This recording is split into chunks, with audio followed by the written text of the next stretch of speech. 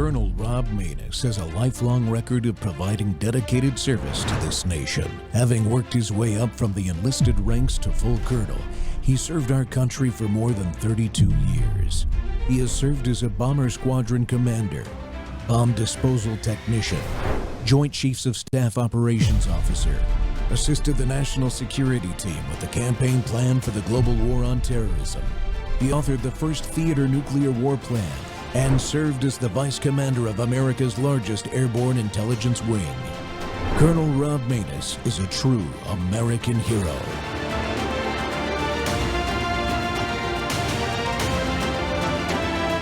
This is Rob Maness Live.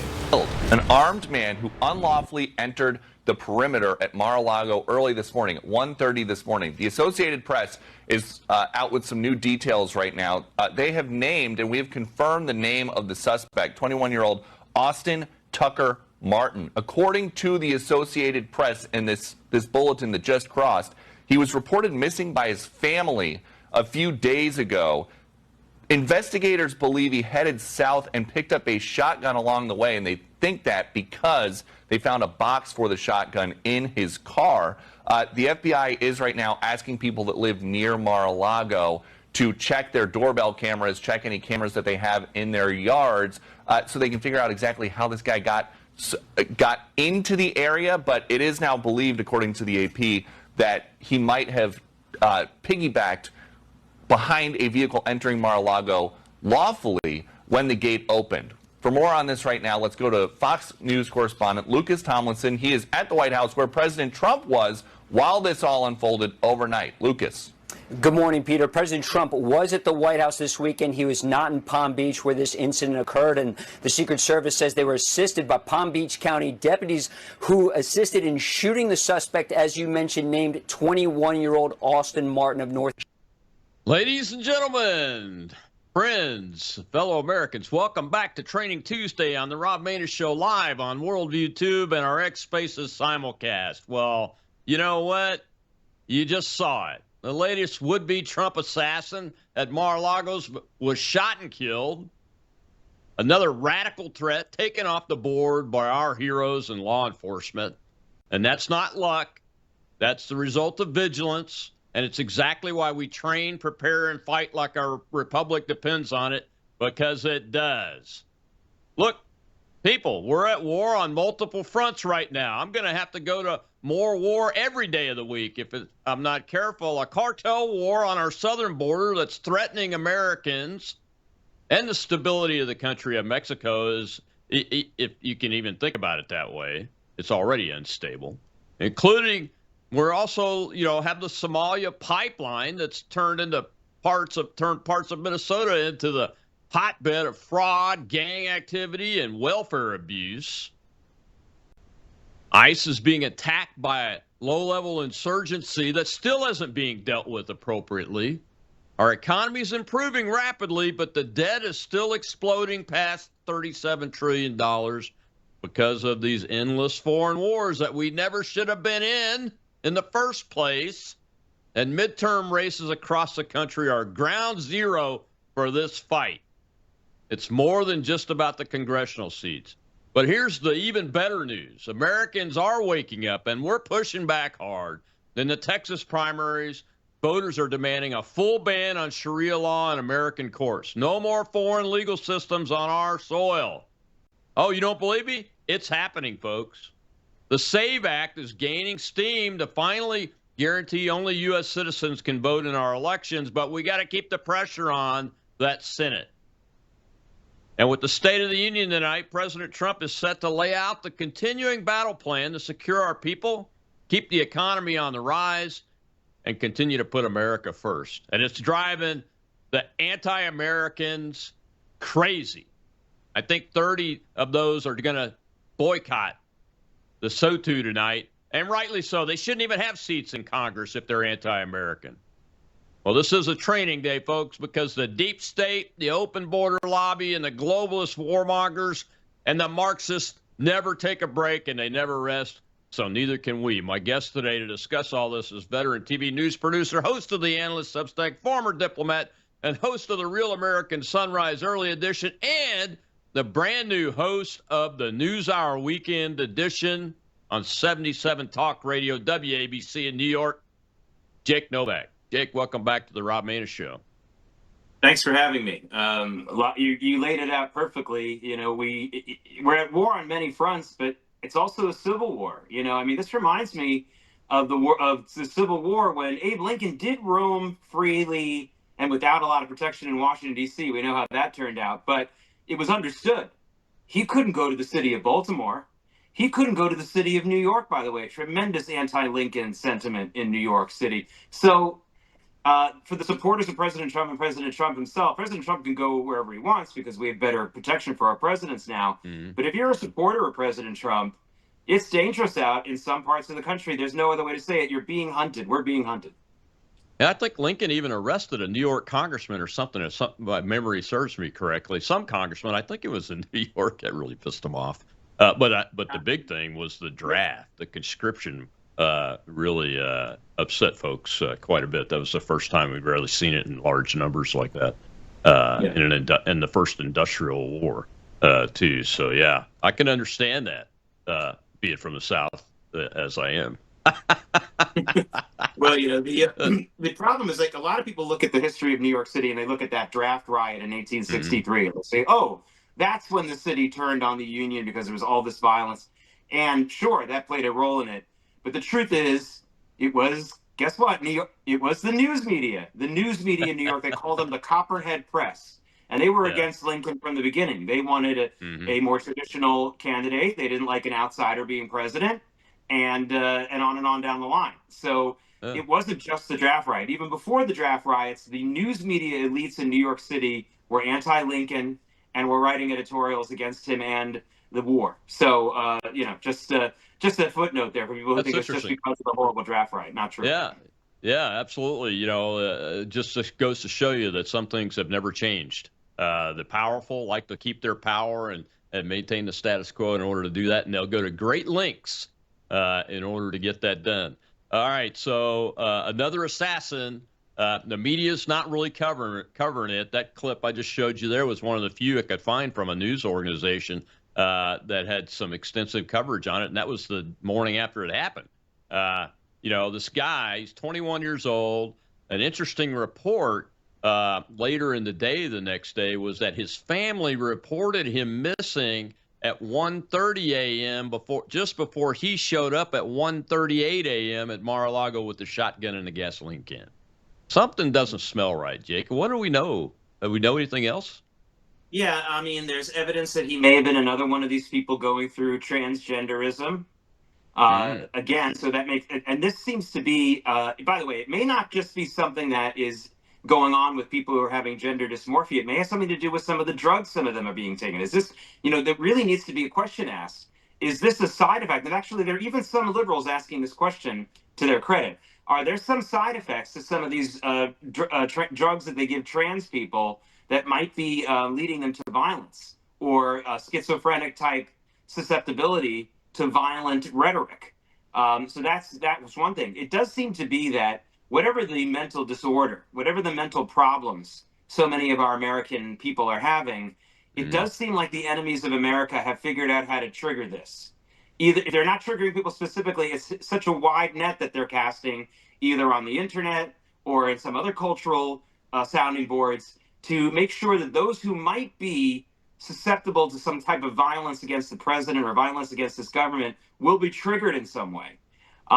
We always keep looking for the specific trigger. Oh, did they have an individual email? Was it an individual phone call? Did someone provide them with the gun? Did someone provide them with intelligence? And of course, we want to know all those things. But I want to let everyone know we may not find that. What we may find is just that there's been a sustained drumbeat by some of our enemies, both in and outside this country, that they know will trigger a certain percentage of very mentally ill people. And I wonder if that's what's really going on here. And that would be easy enough actually to stop, frankly, because all we would need to do is to start looking at that messaging. It's pretty easy to find and look at that very closely, and then stop with anything like if there are drugs that are being given to these people that may have that kind of side effect, then we should then that's easy enough to outlaw them as well. Well, you know, the drugs are hormones. And you know, we outlaw hormones, especially in young male athletes.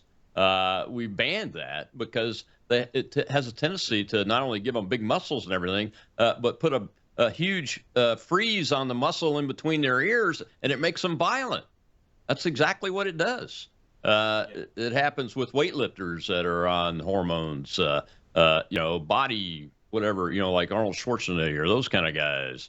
And they get violent because they take too much of that stuff. So, yeah, of course, that's why we shouldn't be flipping doing it. It's crazy.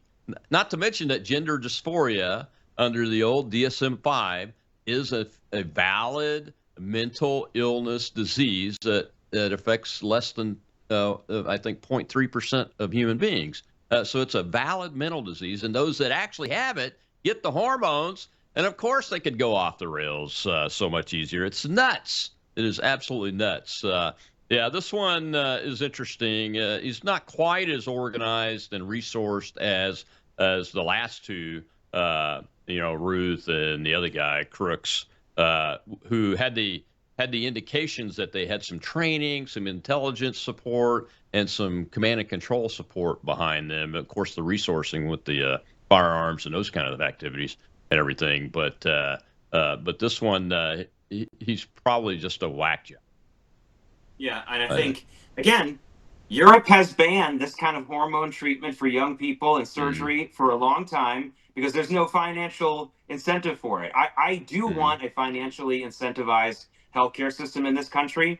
I actually do want that. But I would say one of the positives of not having a financial incentivized system in Europe is that they just don't have the incentive to start these surgeries and hormone drug treatments on young people or on really any people. I mean, honestly, there isn't a tremendous financial gain involved in there. So it's one of the biggest reasons why we have it here and they don't have it there. Well, why do you think the media is not really covering this?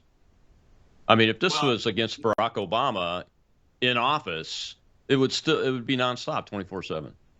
Yeah, well, they abhor the idea of, you know, for the news media and for the left in general, what's the highest level of heroism?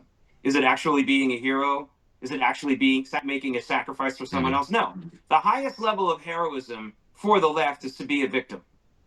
Victims are the be-all and end-all, which is why so many of them pretend to be victims. So many of them pull the Jussie Smollett routine.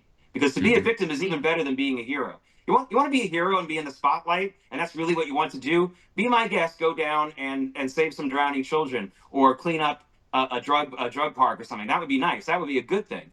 Instead, for the left, being a victim is the biggest thing. So to portray President Trump as a victim or a potential victim in any incident whatsoever is very abhorrent to them. They'd rather say that he did something good on the economy than to say that he was a potential victim or a target of a violent act. They don't want to give him that because to them, that's the highest level in society, to be a victim, which is pathetic. I don't want to be a nation of victims. I don't like the culture of victimhood. I fight it in my own community all the time. The culture of victimhood is a very dangerous culture. It leads to no morality. It leads to no responsibility. And it's also pathetic. And it leads to no pride in oneself.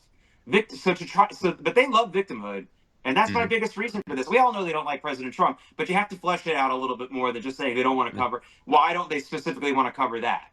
And they might want to eventually, but not as long as he's perceived as a victim, they're not going to want to give him that. Well, I'll be honest. I wasn't going to bring this up, but in the last 24 hours, as I've dug into the research in this particular incident a little bit more, I've seen a couple of independent lefty outlets actually making a victim of the shooter, the assassin.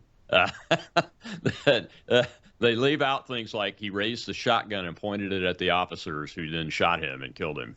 They leave out those parts of the story and portray him as just some guy that got lost at night in Mar-a-Lago and happened to get into the inner perimeter and they shot him dead just for being an American walking around.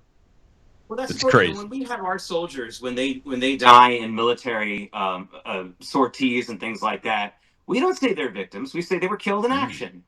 Yeah, and that's really important. They're not victims and that's the way the news media in this country thinks they are when they come back wounded or other ways inconvenienced. They look at them as pathetic victims as opposed to people who had a job to do, did the job, and then they may have had some injuries involved with it if they lived, and then maybe some of them died in action. But we don't say they're victims. We don't say that there were 8 victims. You know, we don't say that there were 1,000 victims an hour at D-Day. We don't say the word victim. We say they were casualties. That's right. You know, That's right. It's ridiculous. And that's what they do. That's what they just don't have the concept. Again, it's okay if you're not in the military. I wasn't in the military. It's okay if you're not absolutely being giving tens of thousands of dollars to veterans causes. It'd be nice if you did. We get it. But to not understand the lingo and the realities of it is unacceptable. It's a level of ignorance and illiteracy as an American that you should be ashamed of if you don't know the difference. You know, if you can't look at an officer of the U.S. Army, Air Force, or Navy and know what their rank is, you should be ashamed of yourself. You really should. Yeah. You should know that in the Navy, 3 stripes is commander. You should know that in the Air Force and the Army, 2 bars is captain. If you don't know that by age 10, you should be ashamed of yourself. Not because you have to be one, but because you should have some literacy here. I agree. And we're celebrating the Alamo this week. Lieutenant Colonel Travis's letter is being celebrated today. And a lot of these ninnies would probably say the men that died in the Alamo, of which Tennessee was the state with the largest number that sacrificed themselves for Texas and America, were victims, and they were not. They were absolute American heroes. We'll be right back with Jake Novak after this break. All right, everybody, that wraps up the first segment of the Rob Maness Show live right here. What if millions around the world could access Bible teaching and worldview training for free right now without hitting a paywall? That's exactly what happens every day at WorldViewTube.com because of the Worldview Weekend Foundation. We don't lock our live stream behind PayPal. We don't restrict our content to members only. Instead, the Worldview Weekend Foundation helps cover the cost of delivering free educational and ministry programming to people across the nation and around the world. And it's not just programming. My Sunday night church service, where I taught verse by verse through Revelation for 18 months, and now I am teaching through the book of Daniel, is made possible through the support of our church, Worldview Weekend Foundation.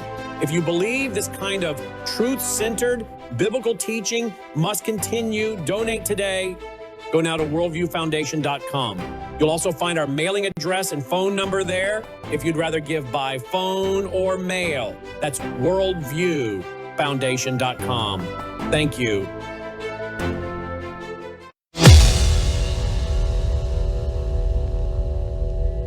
What's your over-under on the number of Democrats who stand up and applaud Team USA?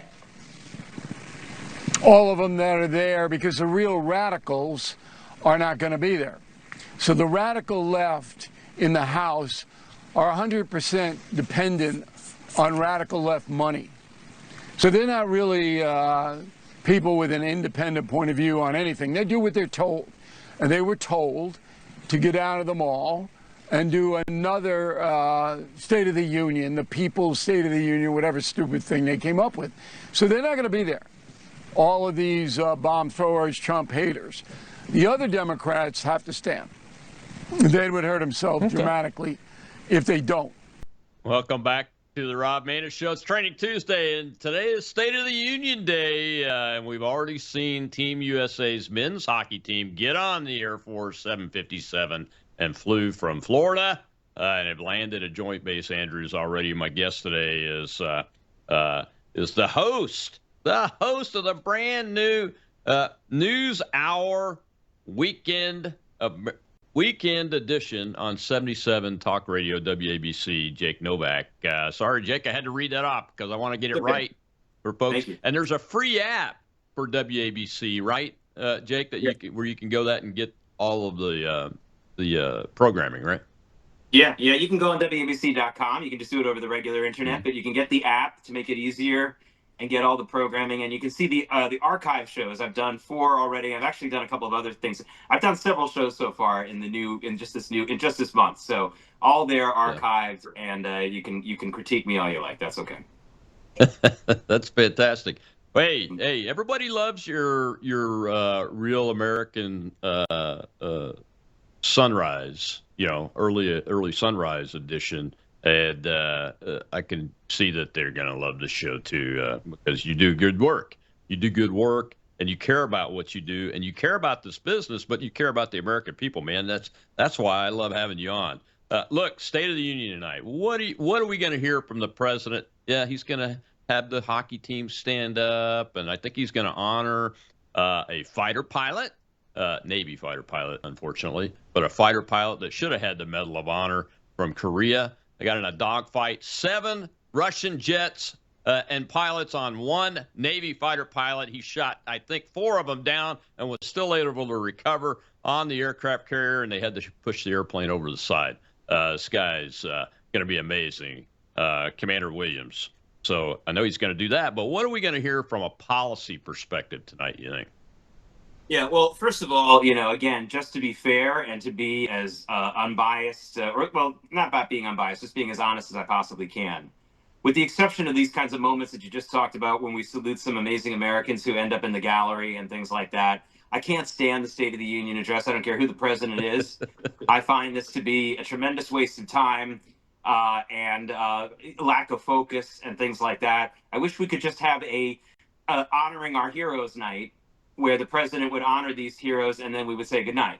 That said, look, the president's going to focus mostly on the economy, and he's going to talk about some of these macro numbers, which are undeniable, objective, good numbers. We have American average earnings up well over 13% since he took office. We have oil and gas prices down significantly since he took office. We do have net gains of jobs of something like 350,000. I'd like to see more than that, certainly in a year. But remember, we've had warnings of job Armageddon since he took office, especially after the tariffs, and that hasn't happened. So that's a good point. Like, we're not losing jobs. Plus, we're losing population. We've deported a lot of people, and a lot of people have self-deported, and we've eliminated a lot of government jobs. So take that 360 or so net new jobs number and double or triple it, really, because every government job that's eliminated is usually a private sector job that is either created or money in the tax in our taxes that isn't being taken out so that we can create a job. And then we have all these illegal aliens that have been deported or left the country. So he's going to talk about all those things. Colonel, I hope he also talks about some of the things that that he didn't talk about, like at the end of the year. If this ends up being a replay of what he did at the end of December when he talked about all the economic successes, that'll be fine. But he really needs to look forward more, which a couple of things to really, really hit on tonight, and I hope he hits on. One is Americans are going to get, and probably are starting to get already, really big tax refunds. And that's usually not the greatest thing. That means you lent the government free money for an entire year. But in this case, because so much of the tax regime was changed after the signing of the One Big Beautiful Bill, the big bill, I don't blame anyone for getting a bigger refund this year because it was hard to calculate that. The other thing in taxes that the president should really talk about is this 100% depreciation deduction that any business can take starting from anything that they bought for their business at the beginning of this year, which will make buying a number of pieces of equipment and expanding business a lot cheaper for a lot of companies, especially smaller companies. I hope he really hits that home because I think there's a lot of businesses that don't know about this yet, let alone are using it yet. And of course, he should talk about the Trump accounts. And the way that he should talk about Trump accounts, and again, I don't pretend to give advice to President Trump. Don't listen to me and think, oh, Jake thinks he knows what he's going to tell the president. I'm just saying what I would wish if someone did listen to me. I don't know if anyone does, but the way I would say it is like, I would say it almost like a Democrat. It's not fair that only people who work in jobs that give 401ks can take advantage of these kinds of retirement and long-term savings plans. What I have done with the Trump accounts is at birth allowed every American to get the same kind of matching fund, tax-free savings account for their children, just like the corporations do, just like rich people do. And that is the way that I hope he presents it. If he doesn't, then let the other Republicans should present it that way. These are really game-changing type policies the president should talk about tonight. Yes, and listen, we're talking on the Colonel Rob Maness Show. I do hope he talks a little bit about what we're going to do with some of our foreign enemies, particularly Iran, just to make sure the American public is informed. But from what I'm hearing, there's not going to be a lot of talk about that. We could be wrong. And because it's President Trump, it's going to go long. So maybe he will get to some of these other topics.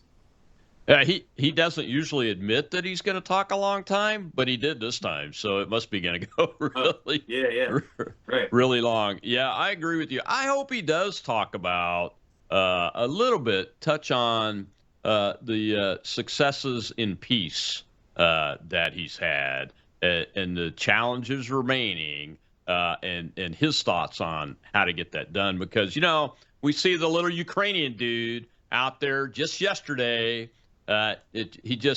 He irritates me, and he goes out in the media and says, well, the only way we can win is if we have American air power and ground troops on the ground, and we're not going to quit. What? I mean, I'm paraphrasing him now, but that's essentially what he said. I'm like, what are you thinking, man? You're going to continue to get hundreds of thousands of Ukrainians killed. Eventually, there will be no state of Ukraine. It'll be a county in the Russian Federation. That's what I think is going to happen if he doesn't stop, because America's not going to roll in. It's such a quagmire. It's such a quagmire in every single way. It feels like everyone got involved. You mentioned the Korean War earlier and that hero pilot. Mm-hmm. I wrote a senior thesis for my seniors. That's as close to combat as I ever got. No, I'm just kidding. I actually got a little closer than that. But as a senior in college, I wrote a senior thesis, and my senior thesis was how the Korean War was actually a big loser for everyone involved. The myth that this gave the North Koreans some kind of juice isn't true. It was a loser for the Chinese. It was a loser in some ways for the Russians for whatever involvement they had. And it was a loser for us. And it really reminds me of the Ukraine situation. This is a lose-lose for everyone. There's not, in my opinion, no one, not even some of the petty arms dealers, I mean, other than them, I guess, is really winning out of this thing. So let's find a way to step away. Yeah, I mean, that thing's cost us trillions of dollars, and now you have a South Korean government that's turning towards the communists more and more every day. We should get the heck out of there. Let that chips fall where they may. The economy's great in South Korea. They're very strong militarily. If they don't want to be our friend, then we should not be expending all of this treasure. And we still get people killed and injured in that business, even in training over there. So that's my opinion on it. But I'm sure that my friends on the right that are establishment guys and gals are not going to like what I said, but it's just the truth, man. It's the truth, Jake. Do you think, to go back to the economy and the Trump accounts, my number 3 son had a baby girl this year, so they're very ecstatic. They said they set the account up for him when she was born and everything, and they're very happy about it. Do you think that young parents are eventually, before this president's term is up, going to be able to see over the horizon that maybe someday they'll be able to buy a new home closer to in age to what their parents were able to do, and maybe even have a single income family that's income that's able to survive, and that, or is that just pie in the sky? No, it's not, because, love or hate these guys on Wall Street and people who understand investments, they're really, really smart, and they find ways to squeeze out value from things. It's a great scenario you just kind of alluded to there for a second. What if you have a husband and wife, and let's say the wife is earning more money in her job, and the husband works part-time or is a little bit more of the caretaker at home? I'm just throwing that as a scenario. It'll probably be the other way around in most cases, but you get my point. And what if the value that non-full-time working spouse brings is that they're still contributing to a Trump account that they've had since birth? And the banks will be able to lend money based on not only the spouse who's making the bigger income and assets, but also the assets that have been building in the non-fully working spouse. And I would hope to see more banks making loans against the value of some of these accounts, knowing that that these will be less risky borrowers. And this should be something that lower income Americans get. As long as if you do it from day one, even if you're a lower income family and you're starting to get into that house buying mode of your life in your 30s, after 30 years, there should be a decent nest egg in there, not to take the money out of, but to borrow against. The banks, you have an asset that you otherwise didn't have. I work with young people here in New York area all the time, and they come to me and they say, Jake, you work at CNBC all the time. I know that the path towards the American dream is home ownership, but I can't afford a home anywhere in the New York area. And I say, do you have friends and relatives who live somewhere else where you could buy an investment property? just because you're not living in the home doesn't mean you don't get the advantages. So the same thing here. Just because you don't have a high income, and just because you're only going to be donating maybe a few $100s a month to your Trump account over and above what it makes in investments, in its investment growth, you're going to come into a situation in the home owning years, when you want home buying years, I should say, of your 30s, maybe late 30s, and you'll have something to show the banks as major collateral as investment. It could be a real game changer for people. And for the people who are very libertarian about it, I understand your arguments, but let's get rid of the things that government does that are entirely negative before we worry about something like this that has a lot of positives. Yeah, exactly. Like I told my son, I said, hey, if you open a Trump account for your 4-year-old daughter, that you don't get the money from the government, but you can put money in it now and put $50 a month in for the baby that's already got the $1,000 and $100 a month in for the 4-year-old. And by the time they're 30, they're going to have a great nest egg there. And that's never been possible before. And it will take the place of being able to buy a home earlier and maybe help reset that table. We got to take another break, Jake. When we come back, I want to talk about what's going on in Texas with these primaries, because a lot of it is about banning Sharia law. We'll be right back with Jake Novak.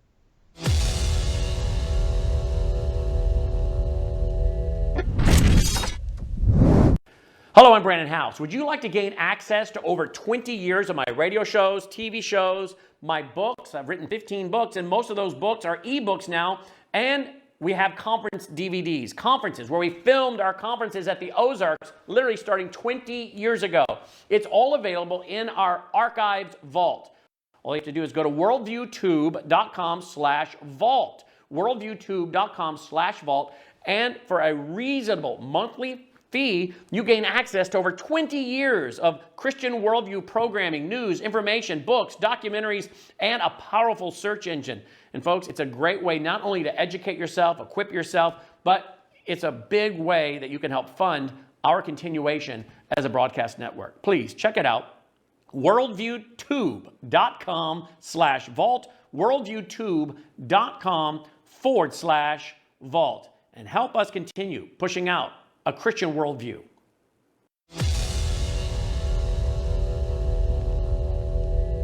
Over the next 5 days, early voting in Texas' Republican primary will wrap up. Typically, most voters will cast their ballots early. Consequently, those who didn't do so last week, as well as those who will on Election Day, March 3rd, must know that there's more at stake than a number of hotly contested races at the top of the ballot. At its very end is perhaps the single most important choice on any ballot anywhere in the country this election year. That's Proposition 10. Its entire contents are, quote, Texas should prohibit Sharia law, unquote. Prop 10 is neither law nor binding, but it offers Republican voters and others who can vote in this open primary a momentous choice. Ban Sharia or allow Sharia ultimately to ban freedom in Texas, with momentous implications for that state and the rest of the country. BanSharia.com. Welcome back to the Rob Maness Show. It's Training Tuesday, and my guest today is Jake Novak, new host of a new weekend news show on WABC Radio, and it's fantastic. You can also go to WABC's website, get the app for free, and put it on your phone. You can listen to it anywhere or on the website. And Jake, that was Frank Gaffney from with his Secure Freedom Minute, and he's leading an effort along with Steve Bannon to ban Sharia law in Texas, because there are actually two Sharia courts operating in the Dallas-Fort Worth greater metro area and counties that have decided on thousands and thousands of cases, in spite of the current governor, banning groups and calling them terrorists, like CARE and the Council on American Islamic Relations, and of course the Muslim Brotherhood, their backers and founders. Do you think this law could pass? I think it could. Listen, I'd be scoring cheap points with your viewership if I said, yeah, I support this, and I do. I do think we should ban the efforts, especially that we're seeing in Texas, because But what I want to do for your viewers and anyone else who's watching this, or maybe there'll be some clips taken out of it, is to explain why this is not religious persecution or some kind of bigotry in any way. Some people might say, well, wait a minute. My church has rules. We, for example, with marriage. Sure, there's civil marriage, but my church chooses to consecrate certain marriages and not others. And you're married in my church. In Jewish law, there is the laws of Jewish divorce and marriage. Now, here's the difference. What goes on in your church and in your synagogue and in your Jewish community does not have any bearing on the civil law. If you're, I don't care how religious a rabbi you are, you could be the most Hasidic rabbi with the blackest hat and the longest beard. Mm-hmm. You do not perform a wedding ceremony until you also see the civil marriage certificate. That's been the case in this country for 250 years, okay? Mm-hmm. That's the way it goes. Same thing with divorces. Religious Jewish couples will not remarry someone unless they see a religious divorce. But you must also get a civil divorce. And there's not one rabbinic court in America that will grant a religious divorce unless they see proof that at least the process of your civil divorce has begun. Now, what's going on with these Sharia groups is they literally want to have control over real estate transactions, other types of schools, all kinds of other things that aren't necessarily that are civil law. And this is not to be allowed. We can't have that. That is a secondary law. It could lead to it has led to some serious problems in states like Texas. And it's not the way of a religious pluralism. Both Christians and Jews have embraced, or at least accepted, the idea for centuries that they should be able to live in places even if they don't have a religious leader who's the same as theirs, their same religion. They can figure out a way to live in peace. Muslims, for the most part, have not figured this out. They don't accept this yet. This is where the Christians were 500 years ago and where Jews were 2,100 years ago. So we both, and Barack Obama made a big point of that, as if it was like yesterday. Remember, he said, well, the Christians were the Crusader. Barack, that was like 600 years ago. Granted, you're right, but 600 years, give me a little credit. That's a good 600-year track record. Even the Raiders in the early years didn't have that many winning seasons. I mean, what are you talking about? So, yes, I will grant that 600 years ago, Christians were in the same place and Jews were in the same place 2,100 years ago. But that's a long time. I don't know anybody anywhere near that old, right? So, I mean, all kidding aside, this has to be stopped. But I think all of us watching know that we want to ban this kind of stuff. But to tell your friends and relatives and say, like, that's bigoted, I think, no, wait a minute. This is not the same thing. This is not like telling a church they can't consecrate a wedding. This is not like telling a Jewish rabbinic court that they can't do a divorce. That's not what this is. This is them getting involved in all kinds of civil laws and proceedings that go way beyond religious practice.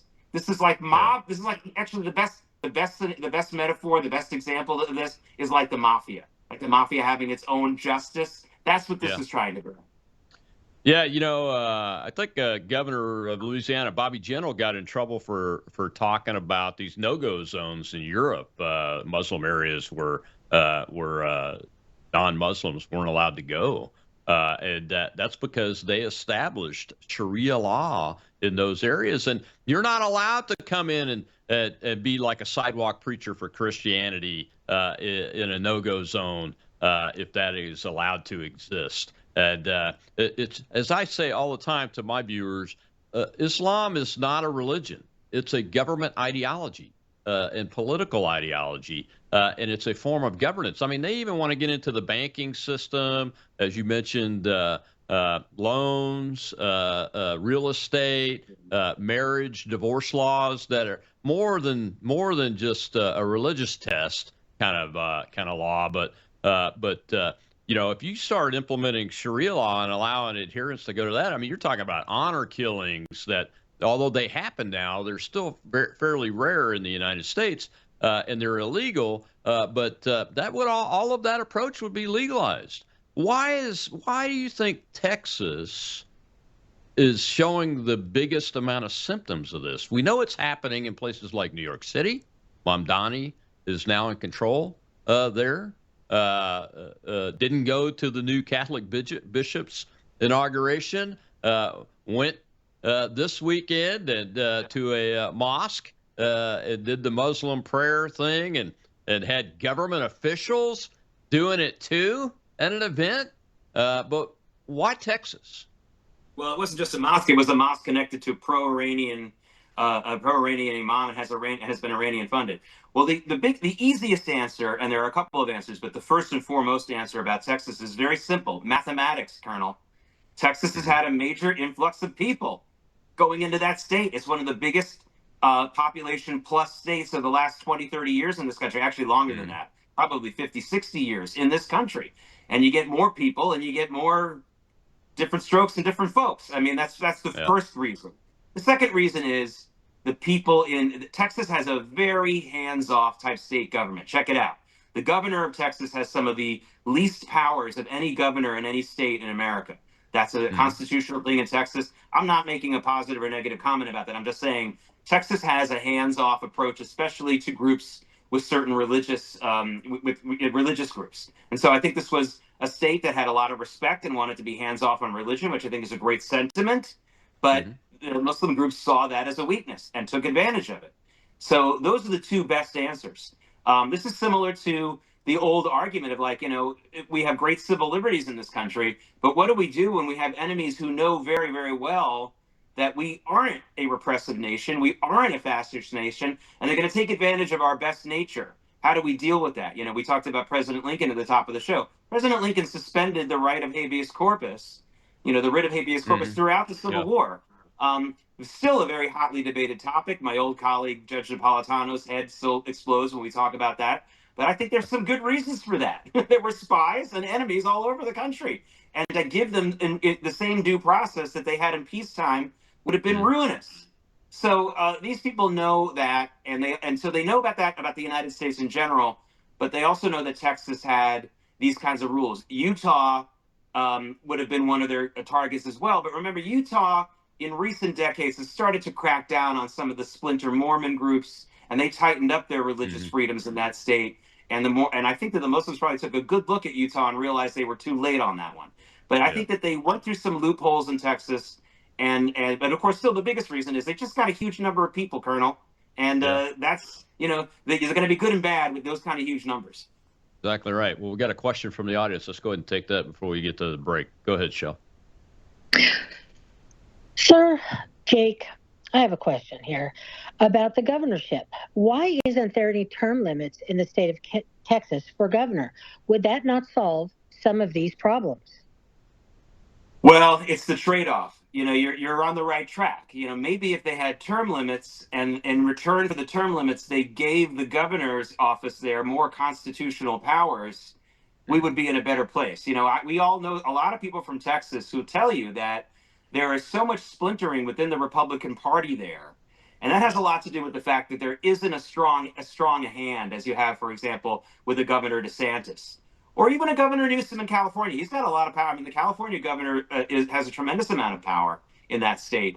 So I think that the answer is that's that trade-off. Maybe they felt like, well, we weren't as worried about term limits for our governor in the state because they don't have the kind of powers that many other governors have. So maybe they need to make that switch again and say, you know what, let's invest in our governor more power in return for the term limits. Yeah, it's one of the weakest governorships, I think, in the country, the state of Texas is. But it's also a fairly fractured Republican Party there, too, which exhibits itself in the State House, especially the House of Representatives, where the speakers are generally squishes, and they appoint Democrats as committee chairs. And that happens in Mississippi, too, I think. So I think we've got some work to do there. From a candidate perspective, are you watching any of the candidate races? Well, obviously, the Senate race has been really interesting because of what happened in the news media last week with this whole Stephen Colbert thing and Tallarico versus Crockett. You know, the news media is really trying to push this narrative that if Ken Paxton wins the primary, somehow the Republicans are going to lose the Texas Senate race. I don't believe that. I don't believe that there's going to be any net loss, especially if Crockett wins the primary, which he's still, I think, the favorite to win. So honestly, that's a real. There are so many news media narratives that just need more honesty today. You know, just to go back to the State of the Union for a second, all the polls show that Americans feel more optimistic about their personal finances than they have in a couple of years. It's still too low. It's something like 39% of Americans are positive about their personal economic situation. But when you ask all Americans what you think about the economy overall, the numbers are lower. So what, of course, is the news media focusing on? Are they focusing on the fact that people are feeling better than they have in 2 years? Or are they focusing on the fact that people are looking at it and saying, I'm concerned? Hey, I'm concerned too. We don't know how AI is going to affect some big names out there. I mean, who isn't concerned? But my personal finances, are they better than they were a year ago? Yeah, they are. So same thing with this.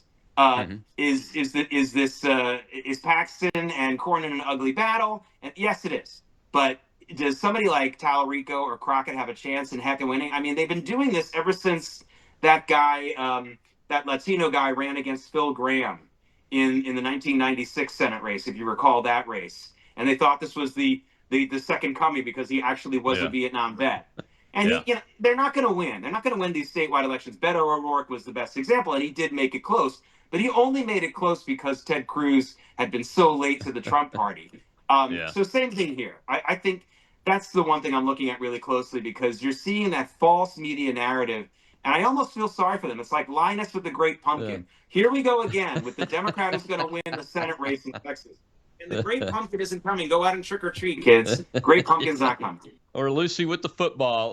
Cornyn's so weak, though, he's taken the narrative up. I just saw a tweet before I came on the show. Oh, it's bad. If Paxton wins, we're gonna. It'll be a terrible time for Republicans in Texas. It's unbelievable. And they're even attacking the governor's candidate, the retired Green Beret doc, Pete Chambers. They're attacking him as if he's got as much money as Greg Abbott. I'm thinking Abbott's in trouble for some reason in this Texas primary. I'd vote for Chambers if I was over there for sure, because Abbott's just a little bit too globalist for my taste. But we got to take one more break, Jake. When we come back, I want to talk about the SAVE Act. What's going on with it? Why is it stuck? It's driving me a little nuts. And I think the president, too. We'll be right back with Jake Novak.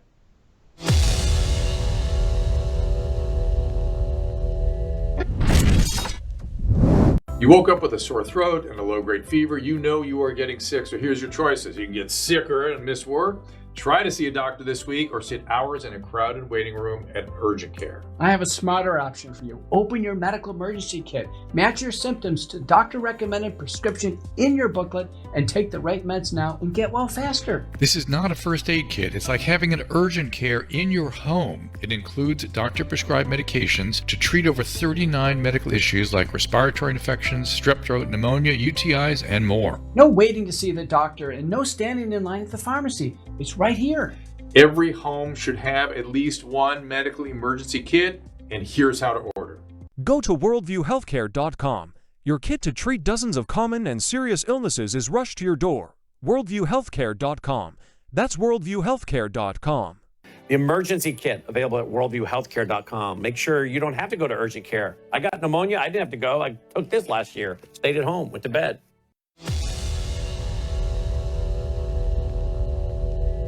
I also believe that with a bill this popular, we really owe it to the American people, when we consider it, to make any senators wishing to filibuster to actually speak.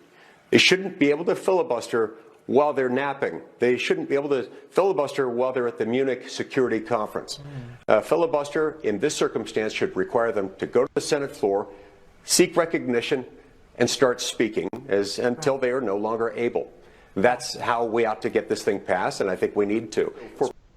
Welcome back to the Rob Maness Show. It's Training Tuesday. We're going touching on a lot of different subjects, but they're all linked together. Really, it's about American life, American culture, and what's going to be successful or not. And the SAVE Act has the ability, in my opinion, to reset the table from an election security, election integrity perspective for the United States, and put us back on the high ground that we used to hold when people around the world looked to us for how to run free and fair elections, and we no longer occupy that, and we need this SAVE Act. My guest today is Jake Novak, host of the new NewsHour Weekend Edition on 77 WABC Talk Radio out of New York. Jake, why do you think Thune's not letting this thing get voted on? It's gotten out of committee already. You know, there are a decent number of Republicans, I'll call them indecent, who still believe that the best case scenario for them personally, Republicans in the Senate especially, is to go back to the era of 2012, 2016, where Mitch McConnell had mostly, he had there was a major Republican majority in the House. They didn't quite have it in the Senate until 2014. And they thought that was the golden era for Republicans. All they had to do was oppose a president, oppose his policies. They got plenty of TV appearances. They got massive donations, especially from corporations. And they didn't have to do anything. They didn't actually have to show their work. All they had to do was say, well, we're in opposition. And when things didn't go their way, they said, well, can't beat the president, doesn't have a veto. We don't have a veto-proof majority. And then they just played that game. They're completely oblivious to the fact that that world is gone.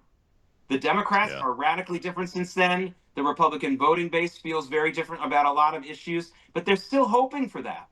And they believe that keeping the elections the way they are, making sure that everyone has a little duchy. They're almost like the lords before the forced signing of the Magna Carta by King John. They sort of figure, we'll have our little duchy here. I'll get this state, I'll have this committee, I'll have this, that, and the other thing, and we have to allow some of the other lords to get what they want, and we're all happy. We're sort of divvying up this country like a bunch of lords. And that is just never acceptable. It never has been acceptable. It's really not acceptable now. And it's again, just like, I mean, this is a real, forget about forcing the standing filibuster, which I really support. It's a great idea because it's a way of defeating the filibuster without destroying the filibuster. It's really a great, it's really a great solution. But we got to get there. And we got to get Thune to allow it. We got to get Mitch McConnell to allow it to get out of committee. And of course, the other answer to your question, Rob, is the same thing that we saw with John McCain with the Obamacare replacement vote back when in 2018, I believe it was, or at least late 2017, 2018.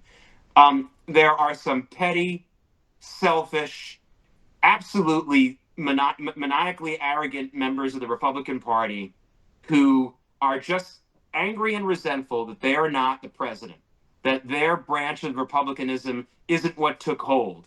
And, you know, I could be one of those guys. When I was the senior editorial columnist for CNBC, I was writing at least 30% of what I was writing is absolutely contrary to the Trump agenda. And there's some of those things I've changed my mind about. Some of them I haven't. It's okay for me to have a disagreement with the president about something.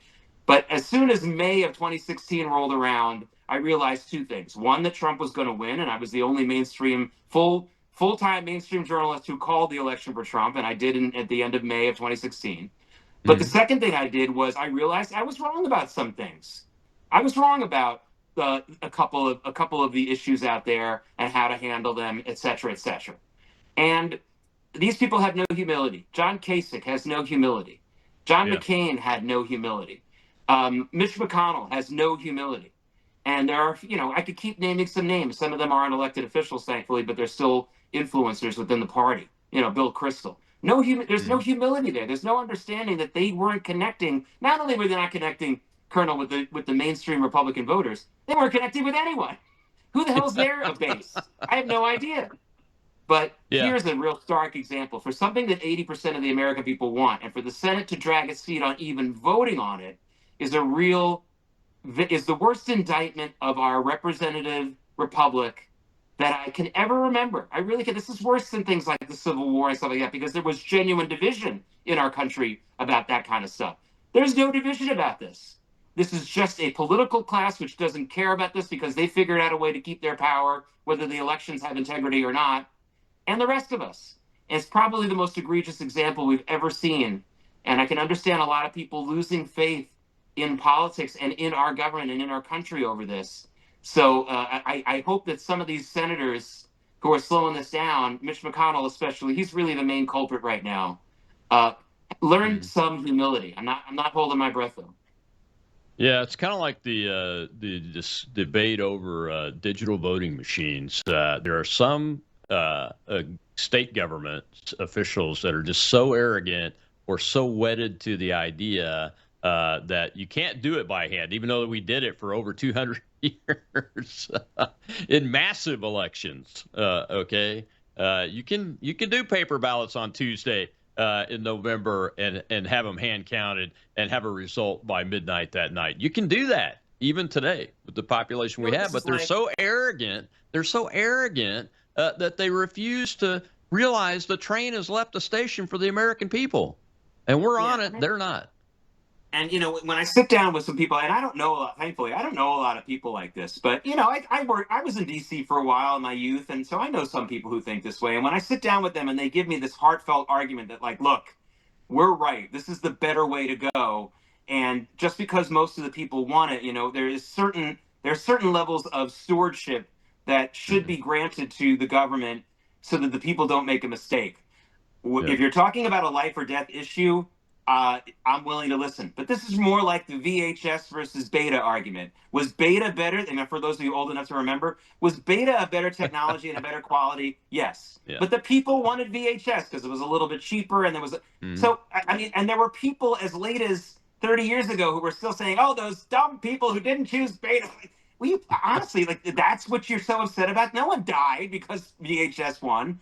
There's not going to be anyone who's going to die if we go to, you know, let's say you're right. Let's just say you're right, and I don't think you are. But let's say you're right, and digital voting is the way to go, and the way that we vote now by mail is the way to go for better. I mean, again, I think it's egregiously wrong. But even if you're right, so is that really going to make that much of a difference if we tell people and get them into the habit of getting an ID and voting in person? No, it won't. This isn't like, oh, Americans are going to start drinking uranium. We must take away their freedoms. Like, that's not what's happening here. And, you know, but they pretend like that because that's the way it is with everything, and people don't want to give up their power over us. Yeah, absolutely. Well, let's take our last question. We've got a question in the audience. Make it fast, Liz. Okay, it's going to be fast. How is it that with the fact that our governor, and I'm using that term loosely, has not as much power, but yet he's managed to give the Islamic Muslims billions of dollars already? Liz is from Texas. Yeah, you know, well, there you go. I mean, he doesn't have a lot of legislative power, but he's got the power. Every governor's got some money they can throw around, and when they don't have the legislative power, they use the power of they use green mail, as they used to say, money. It's as simple as that. That's what's dangerous about governors who don't have a lot, or any politician who doesn't really have specific powers. That's why senators are such a menace.